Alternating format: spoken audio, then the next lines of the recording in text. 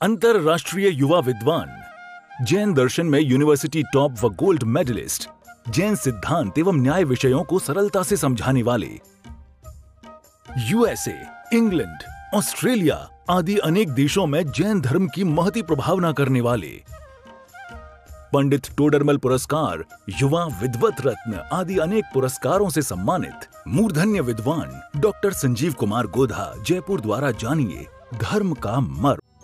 इस कार्यक्रम के प्रायोजक हैं स्वर्गीय श्री पवन जी कासलीवाल की स्मृति में उनकी धर्मपत्नी श्रीमती मधु जी कासलीवाल जयपुर एवं पुत्री दिव्या चौधरी, दामाद अरिहंत चौधरी, दोहिते शाइक चौधरी व श्रद्धान चौधरी किशनगढ़ अजमेर राजस्थान। नमो अरिहंताणम, नमो सिद्धाणम, नमो आयरियाणम, नमो उवज्जायाणम, नमो लोए सव्यसाहूणम। ओकारं बिंदु संयुक्तम नित्यं ध्यायन्ति योगिनः, कामदम मोक्षदम चैव ओंकाराय नमो नमः। अविरल शब्द घनोग प्रक्षालित सकल भूतल मल कलंका, मुनिभिरुपासित तीर्था सरस्वती हरतु नो दुरितान्। अज्ञाने तिमिरान्धानां ज्ञानाञ्जन शलाकया चक्षुरुन्मिलितं येन तस्मै श्री गुरुवे नमः। श्री परम गुरुवे नमः, परम्पराचार्य गुरुवे नमः। सकल कलुष विध्वंसकम श्रेयसां परिवर्धकम धर्म संबंधकम भव्य जीव मन प्रतिबोधकारकम पुण्य प्रकाशकम पाप प्रणाशकमिदं शास्त्रम श्री संयम प्रकाश नामधेयम। अस्य मूल ग्रंथ कर्तारे श्री सर्वज्ञ देवास्त उत्तर ग्रंथ कर्तारे श्री गणधर देवा प्रति गणधर देवा तेषां वैष्णवानुसार आचार्य श्री कुंद कुंदामनाय आचार्य सूर्य सागरेण विरचितम। श्रोतारः सावधानतया शृण्वन्तु, सावधानतया शृण्वन्तु। आचार्य सूर्य सागर जी द्वारा लिखी गई यह उत्कृष्ट रचना, और इसमें श्रावकों के आचरण की चर्चा चल रही थी। मध्यम पाक्षिक श्रावक के संदर्भ में वर्णन किया जा रहा था, और अष्टमूल गुणों का पालन दृढ़ता से करता है, नित्य देव दर्शन करता है, जल छान करके पीता है, रात्रि भोजन नहीं करता है। नित्य देव दर्शन तक की बातें हम आपके बीच में कर चुके हैं, और पानी छान करके पीता है। पानी किस तरह से छाना जाता है, पानी छानने का क्या विधान है, पानी छानने की क्या विधि होती है, पानी छानने की प्रक्रिया क्या होती है, वो प्रक्रिया यहाँ बताई जा रही थी। और कल हमने उस प्रक्रिया को भी देख लिया। उस पानी को बिना छाने यदि पिया जाता है तो उस बिना छने जल को ग्रहण करने में, उस बिना छने जल को पी लेने में कितना दोष लगता है, कितना पाप लगता है, वो कितना बड़ा पाप है, कितना बड़ा अपराध है, उसमें कितने जीवों की हिंसा के बराबर दोष लगता है, ये यहाँ अपने को बतला रहे हैं। और इस संबंध में कल हमने जो एक प्रमाण यहाँ पढ़ा था, त्रिवर्णाचार का 7वें अध्याय के 19 नंबर का श्लोक था, उस प्रमाण के आधार पर यह बात तो अत्यंत स्पष्ट हो गई थी कि बिना छने पानी की एक बूंद में, बिना छने जल की एक बूंद में इतने जीव हैं, इतने त्रस जीव हैं कि यदि उन्हें इनलार्ज किया जाए और कबूतर जैसा बना लिया जाए तो फिर वो जीव पूरे के पूरे भरत क्षेत्र नहीं, जम्बू द्वीप में जगह को प्राप्त न हो। ये सारा जम्बू द्वीप भरत क्षेत्र अधिक ठसाठस भर जावे, इतने जीव होंगे। तो ये अपने आप में बड़ी खतरनाक बात थी, डरा देने जैसे वाली बात थी, डरावनी बात थी। इन बातों को सुनकर के पात्र जीवों को, भव्य जीवों को, आत्मार्थी जीवों को सच में डर लगना ही चाहिए। अरे हिंसा में जिसे डर नहीं लगता है, अभी मैं आपसे ये बात कहूँ कि ये चींटी चल रही है, इसको हाथ में लेकर के मसल दो, हम कर सकते हैं? नहीं कर सकते।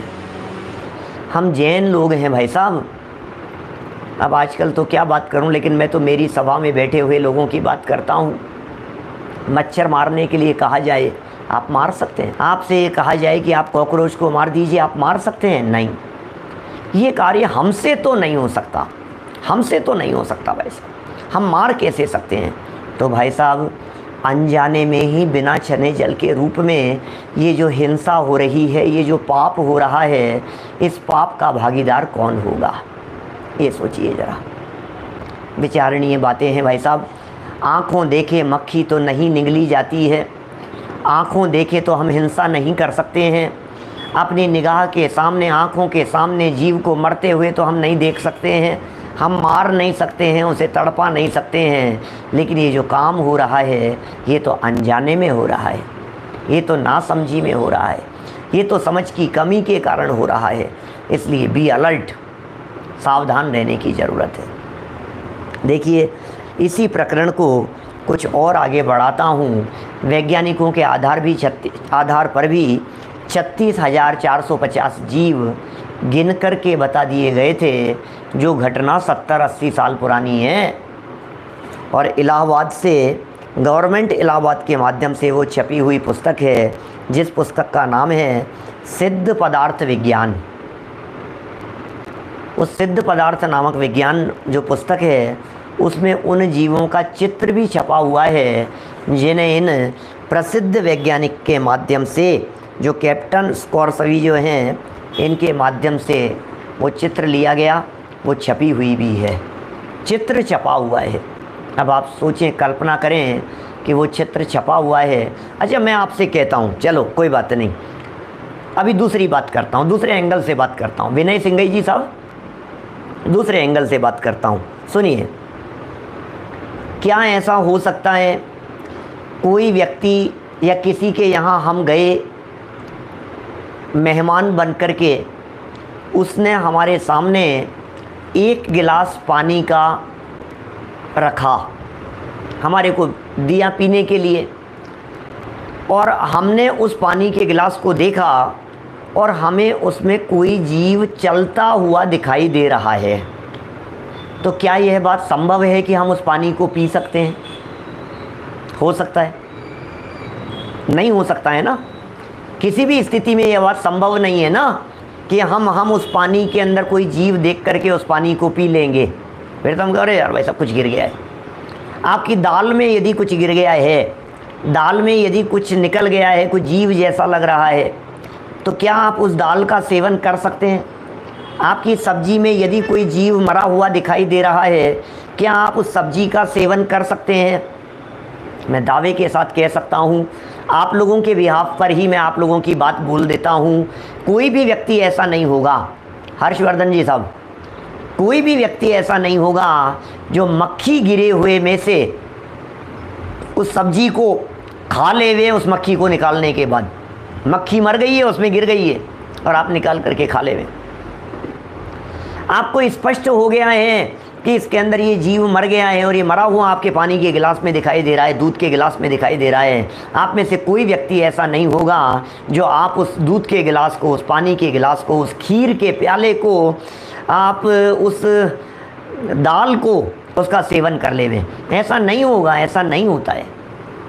हम लोगों के हृदय में इतनी करुणा है भाई साहब, क्या नहीं कर सकते हम ये, उसे निकाल करके नहीं सेवन कर सकते हैं। तो यही तो हम कह रहे हैं, यहाँ तो आपको आँखों से दिखाई दे रहा है। अब हमने ये कहा कि आप उसको पीने वाले थे। अब सुनना मेरी बात, थोड़ा गंभीरता से सुनना। आप उस खीर को ऐसे चम्मच में लेकर खाने वाले थे। इतनी देर में क्या हुआ, कोई फ़ोन बज गया, आपने फ़ोन उठाया, चम्मच को रखा, और इतनी ही देर में आपको लगा कि मैं चश्मा नहीं लगा रखा, फिर आपने चश्मा लगाया। तो जैसे ही वो चम्मच जो थी, जब चश्मा लगा ना, ये क्या है, ये मैं क्या खाने वाला था, चश्मा लगाने पर दिख गया ना आपको। अब खा सकते हैं क्या? कि नहीं, नहीं खा सकते। तो बिना चश्मा लगाए, बिना जब दिख रहा था, तो आप खा सकते थे क्या? कि हाँ खा सकते, खाने में आ सकता था। लेकिन किसी ने कह दिया कि मुझे दिख रहा है। समझना भरत भाई क्या कह रहा हूँ। दो व्यक्ति बैठे हुए हैं, हम बैठे हैं बिना चश्मे के, खीर का प्याला हमारे सामने है, हम खाने को तैयार हैं और बगल वाले व्यक्ति ने ये कहा कि मुझे तो इसमें कोई मच्छर मरा हुआ दिखाई दे रहा है। हम कह रहे हैं मुझे नहीं दिख रहा यार, ये क्या है? अरे कुछ नहीं है, खाने दो यार, खाने में डिस्टर्ब मत करो यार आप बिना मतलब। उसने कहा यार एक बार चश्मा लगा के देख लो, और उनके कहने से हमने चश्मा लगा करके देखा, अब दिख गया। अब खा सकते हैं क्या? कि नहीं खा सकते। तो भैया हम ये कह रहे हैं तुम जब चश्मे से देखते हो तो तुम्हें दिखाई दे रहा है, लेकिन दूसरे व्यक्ति ने देख करके बतलाया है तो विश्वास कर लो ना उसके ऊपर।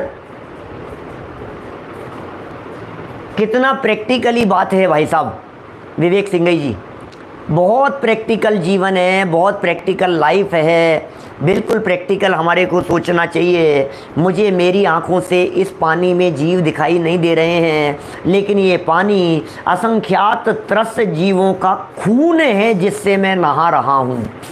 ये असंख्यात त्रस्त जीवों का खून है जिसे मैं पी रहा हूँ। बिना छने जल की एक बूंद इतना बड़ा पाप है। ये बात यहाँ कह रहे हैं।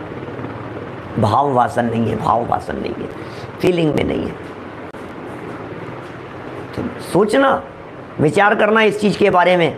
आगे से जब कभी कदम बढ़ेंगे उसका सेवन करने के लिए तो फिर ऐसा लगेगा अरे यार ये क्या है, सावधान हो जाएंगे आप। चलिए मैं प्रमाण पढ़ रहा हूँ यहाँ, दूरबीन का एग्जाम्पल दे दिया था, दूरबीन का नहीं खुर्दबीन का, है ना, माइक्रोस्कोप का एग्जाम्पल दे दिया था। आप देखिए ना, आप प्रैक्टिकल करके देखिए, लेकिन ध्यान रखिएगा एक बार यदि आपने देख लिया तो फिर आप कुछ नहीं कर पाएंगे। हम जलकायिक जीवों को छानने की बात नहीं कर रहे हैं, हम सिर्फ त्रस्त जीवों की बात कर रहे हैं, क्योंकि जलकायिक जीवों की विराधना से कोई भी गृहस्थ जीव बच नहीं सकता। पंच स्थावरों की विराधना से कोई भी जीव बच नहीं सकता, लेकिन उसकी अति को तो रोका जा सकता है, यह काम तो किया जा सकता है ना भाई साहब। क्या देखिए प्रमाण प्रस्तुत कर रहे हैं 196 नंबर पेज पर श्वेतांबराचार्य कृत प्रवचन सारोद्धार में क्या कहते हैं। एगम्य उदग बिंदु में जे जीवी जिणवरे पन्नत तेजई सरिसवमिता जम्बूदीवेण मारयति। एक जल बिंदु में चलते फिरते इतने जीव हैं कि सरसों के दाने के बराबर हो जावें। देखो चलते फिरते जीवों की बात कर रहे हैं क्या, कि वे यदि सरसों के दाने बराबर हो जावे तो इस जम्बू द्वीप में न समावे, ऐसा जिनेंद्र भगवान ने कहा है। अतः जैनियों का एवं जीव दया पालने वालों का यह धर्म है कि कंठगत प्राण होते हुए भी जल को बिना छना हुआ नहीं कार्य में लावें। ओहो, प्राण अटके या कंठ में प्राण निकल जाएंगे, ये ऐसा कह रहे हैं। कंठगत प्राण होते हुए भी, उमाकांत जी साहब ये कह रहे कंठगत प्राण होते हुए भी बिना छने जल को कार्य में न लावे। पता है एक बार मैं तो बहुत वर्षों पुरानी बात हो गई, बच्चों की क्लास ले रहा था, प्रसंग चल रहा था झूठे मुंह जिन मंदिर में नहीं जाना। क्या तो झूठे मुंह नहीं जाना चाहिए भैया, जिन मंदिर में नहीं जाना चाहिए। ये बात कोई 20-1 साल पुरानी बात होगी ऐसा मान लो आप, उससे भी ज़्यादा पुरानी बात हो सकती है, मैं और ज़्यादा पुरानी बात है, सन 1994-95 के आसपास की बात है। तो बोले ठीक है नहीं जाना चाहिए। एक बच्चे ने पूछा कि पंडित जी एक बात बतलाइए, हम मंदिर आए हैं, मुँह झूठा था, बाज़ार से आ रहे हैं, कुछ खा रखा था और मंदिर के बाहर पानी हमें मिला, अब वो पानी बिना छना हुआ है, तो अब बिना छने पानी से कुल्ला कर लेना चाहिए या झूठे मुंह दर्शन कर लेना चाहिए? बोलो क्या करना है? एमएलए साहब राजेंद्र पाटनी जी, क्या करना चाहिए?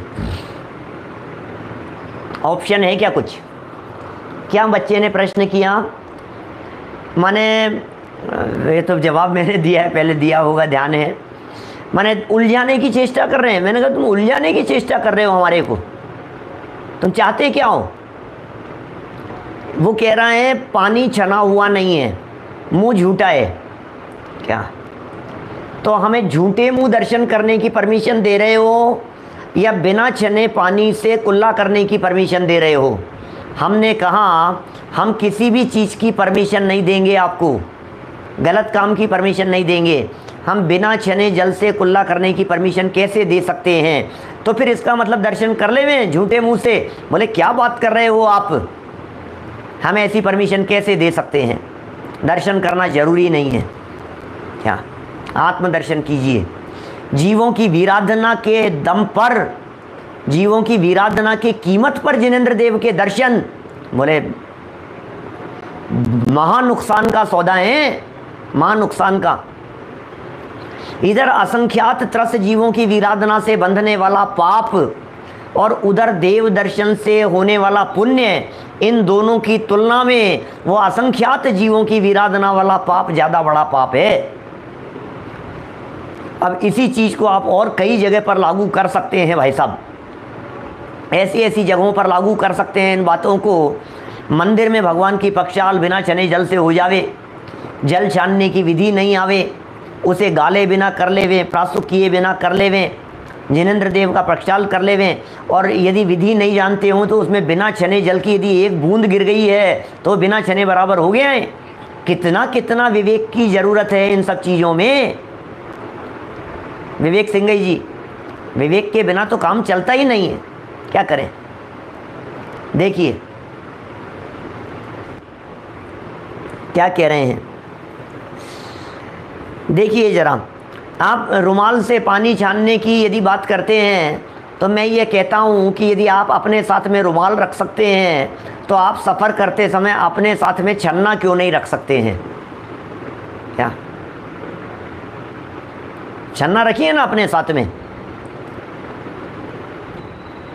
देखिए आप, मतलब मैं तो बात जो कहूँगा वो आगम अनुसार बात कहूँगा उमाकांत जी साहब, जो बात आगम अनुसार है वही बात कही जाएगी। आप क्या लेते हैं, कौन व्यक्ति क्या ले रहा है, किसको क्या चलता है, किसका कितना नियम है, कौन कितने नियम को निभा सकता है। आप सर्वथा अनछने जल का त्याग कर दीजिए, आप जितना कर सकें। मतलब जब सब तरह की पोजीशन है, मतलब आप जितना करें उतना कर लीजिए। रुमाल नहीं होता है, नहीं निभ रहा है, आप रुमाल से करें, जो भी है। आप समझ लीजिए, आप आरओ का पानी लेते हैं तो बाकी का त्याग कीजिए और भावना भाइये कि आरओ का भी छूट जाएगा। आप यदि बाहर का बिना छना नहीं लेते हैं लेकिन बिस्लेरी का लेते हैं, अब दुनिया में सब तरह के लोग हैं, तो सब तरह की बातें लगाना चाहिए कि आप अपने दिमाग में, माइंड में सेट करके रखिए, यह योग्य कार्य नहीं है, यह योग्य कार्य कौन से दिन छूटेगा, मैं ये भावना भाता हूँ। अति शीघ्र है जिनेंद्र देव, ये अनैतिक कार्य मेरे माध्यम से छूट जाएगा, जरूर छूटेगा, ये कार्य करने योग्य नहीं। अब आप कितना निभा सकते हैं, कितना पालन कर सकते हैं, आगम की आज्ञा तो ये है बस। जिग्नेश भाई, आगम की आज्ञा तो ये है। अब यदि आपसे ये चीज़ नहीं छूट पा रही है, हम तो ये कहते हैं नल के पानी का भी करो ना त्याग, आपकी हिम्मत हो तो। बोरिंग का और कुएं का विलछानी करके पानी पिएंगे, हम जीवानी करके पानी पिएंगे, लेकिन क्या करें भाई साहब, नहीं नहीं, नल के पानी का तो त्याग नहीं कर सकते हैं, क्या करें, कोई बात नहीं, ठीक है। आप जितना कर सकते हैं, जितना निभा सकते हैं। हमारे यहाँ चरणानुयोग के संदर्भ में कुंद कुंदाचार्य देव ने एक सूक्ति, एक मंत्र दे दिया, जम सक्कई तम कीरई, जम च न सक्कई तम च सद्द हणम, केवली जिणे भणियम सद्द मानस सम्मतम। कि साहब मैं इतना खा सकता हूँ क्या, मैं इतने बजे तक खा सकता हूँ क्या, कि सुनो कि पंडित जी मैं 8 बजे तक खा सकता हूँ क्या, मैं 9 बजे तक भोजन करने का नियम ले सकता हूँ क्या, कि सुनो तुम 9 बजे तक भोजन करने की परमिशन हमसे मांग रहे हो, हम कभी नहीं देंगे, लेकिन तुमने 9 बजे बाद में नहीं खाने का संकल्प लिया, हम उसकी प्रशंसा करेंगे। बात में फ़र्क है, बात एक जैसी दिखाई दे रही है। धर्मचंद जी साहब लवाण वाले, बात एक जैसी है, लेकिन फर्क है दोनों बातों में, एंगल का फर्क है, दृष्टिकोण का फर्क है।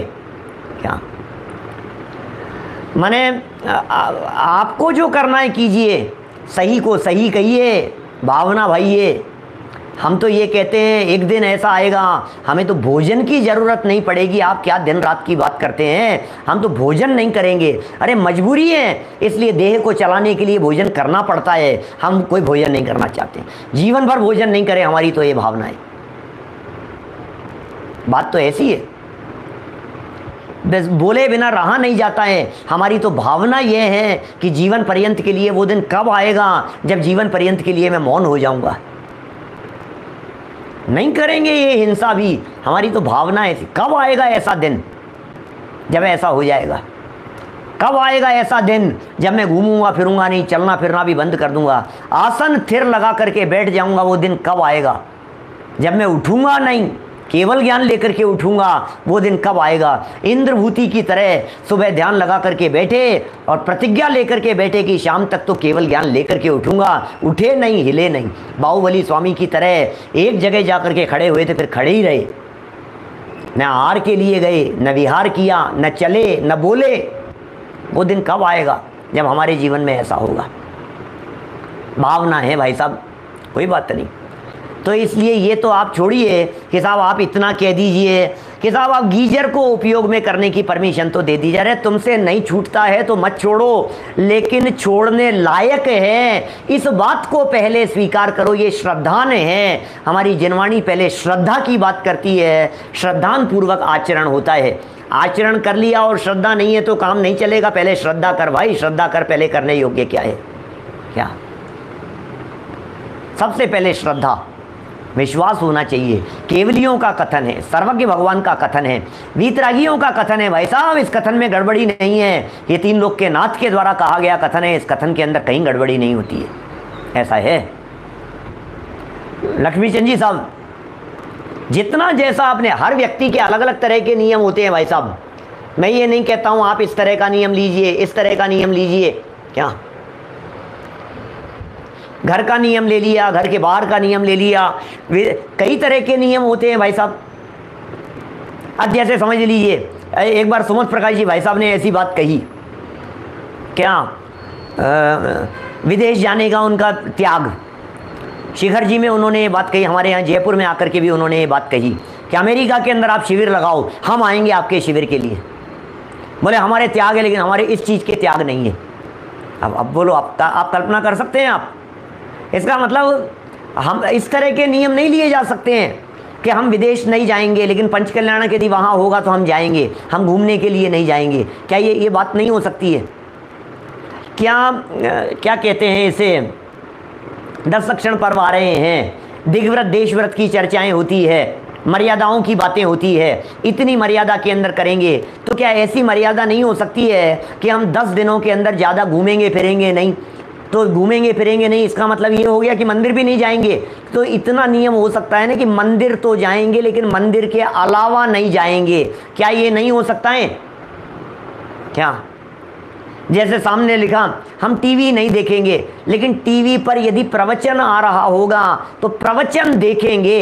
इस तरह का नियम नहीं हो सकता है कि हम टीवी पर प्रवचन देख सकते हैं, अपनी तरफ से उस नियम को मॉडिफाई कर सकते हैं। क्या करना है, लेकिन करने योग्य तो ये है कि सर्वथा ही न देखें, सर्वथा ही ना करें, ऐसी बात है भाई साहब।